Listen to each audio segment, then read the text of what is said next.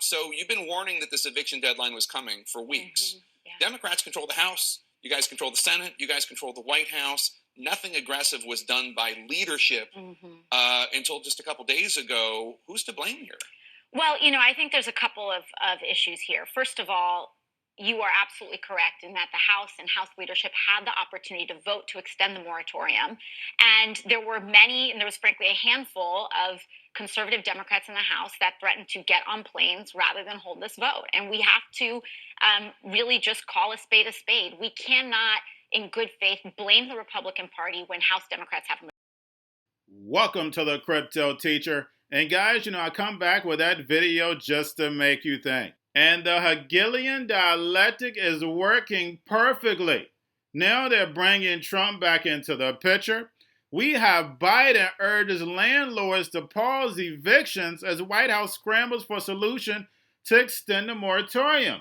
When the Democrats control everything, they could have easily extended it.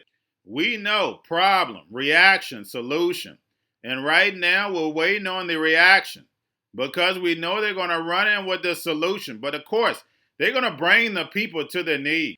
They printed the dollar away, and we know what's going to happen next. China's digital currency is going to go mainstream, and then of course all the countries are going to say we're not going to deal with the dollar anymore. We know the game already. We know China, the dragon rises, and Babylon, the America falls. Because we know when it comes to the New World Order, it's all planned out. You have a wonderful day. The election was corrupt as he desperately tried to overturn his loss. On December the 27th, there was a phone call between President Trump and the acting attorney general and his deputy. According to notes taken by that deputy, they told Mr. Trump, understand that the DOJ can't and won't snap its fingers and change the outcome of the election. It doesn't work that way.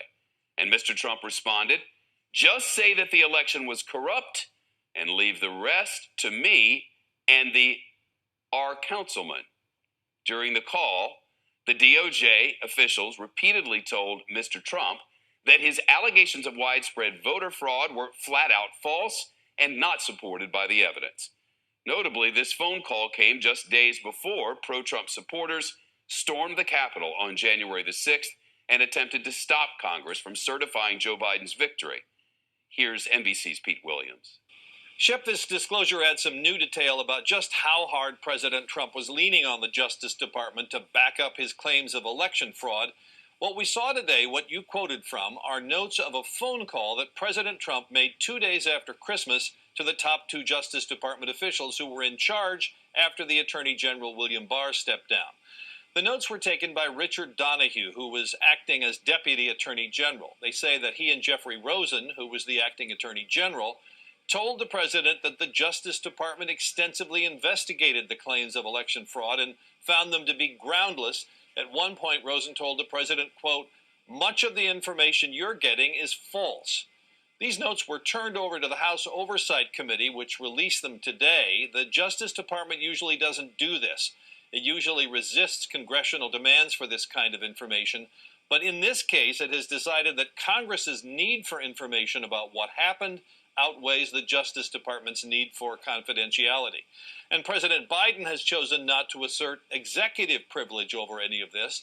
Presidents sometimes do claim executive privilege over what happened in past White Houses for institutional reasons, but not this time. So the Justice Department has notified former Justice Department officials that they should respond to the congressional demand.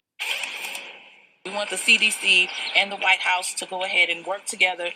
We want Biden to pin, an eviction moratorium and getting that executive order done. But we're not just leaving it on the White House. We're asking for Congress. We're asking House leadership to reconvene us, bring us back because this is our job. We can't go on recess. We can't go on vacation when millions of people's lives are at risk. That was Democratic Congresswoman Cori Bush. She is now about to enter her fourth night tonight of sleeping on the steps of the U.S. Capitol to protest the end of a federal ban on evictions. Bush, who herself was once homeless, says she wants the Biden administration, you heard her there, and Congress to act immediately to extend the eviction moratorium. It ended last Saturday. It was put in place by the CDC last September to protect millions of tenants who were facing financial challenges because of the pandemic. An effort to extend. We're going to a different economy, and we're going to be learning more about that as we go. But clearly, we're learning that things can be done from remote locations. We're learning that technology can replace people even more than we thought. We're not going back to the same economy. We're recovering, but to a different economy, and it'll be one that is more leveraged to technology. And I worry that that is going to make it even more difficult than it was for many workers.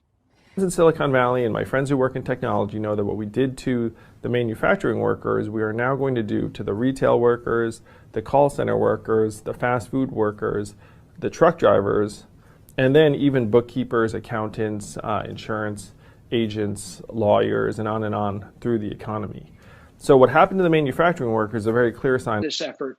And China has big plans for this. They intend to seed their digital yuan into the global environment by giving it away to visitors at next winter's Olympics. When they arrive at the airport, they're going to get yuan digital wallets. They're going to receive digital yuan. They're going to use it throughout their visits to Beijing, and then they're going to take it back to their home countries. They see this as a huge advantage. Why? Because who controls the underlying protocols, who controls the underlying standards of the future of money will control the future of money. The most powerful person in the world is the storyteller. The storyteller sets the vision, values, and agenda of an entire generation to come. Steve Jobs. And guys, you know I truly believe in this. When you look at the New World Order, they're the storytellers. And that's the reason why I wrote my New World Order book. But guys, now it's time to change the current generation. And I wrote 3 kids' books. You know, I love the Trinity because I understand the power that's in it. So I have 3 books. We have an opportunity to change the generation, to educate, not just me, but I want to show you that I take action on a daily basis. And I want you to take action on a daily basis. Whether it's your job, whether it's in your community, we have an opportunity right now to educate the masses. I posted this on my Twitter account. Please share, but this is a short clip of the 3 books. There's going to be a clothing line and action figures. Please get these books for your kids, nephews, cousins, friends, so therefore we can start the re-education now. Because as we see, the 4th Industrial Revolution foundation is definitely here. Robots, algorithms, drones, taking humanity out the picture. We have to re-educate. But let's get into the video. Part 1. King Joshua and Grandma Tam save the village. Part 2. King Joshua and Grandma Tam save New York from COVID-33. Part 3. King Joshua and Grandma Tam goes to China. It's mandatory to get part 1, part 2, and part 3 of this series. It's time to re-educate Generation Z.